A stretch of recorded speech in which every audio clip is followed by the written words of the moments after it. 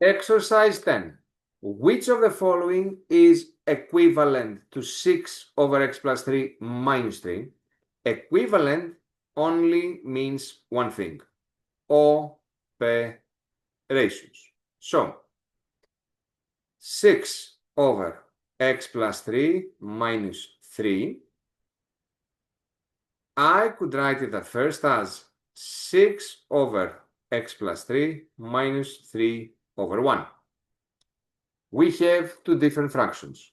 In order to add, or in my case, subtract two fractions, I need them to have like denominators. So I'm going to keep the x plus 3 as my denominator, and I will multiply the second one by x plus 3, both numerator and denominator. So this would look like 6 over x plus 3 minus 3 times x plus 3 over x plus 3.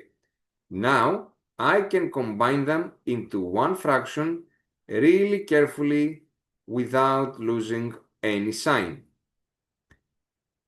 I will distribute minus 3x minus 9 over x plus 3. So that would be negative 3x, 6 minus 9 is negative 3, over x plus 3. Let's check them. Negative 3x minus 3 over x plus 3 is C directly. So the right answer here would be C.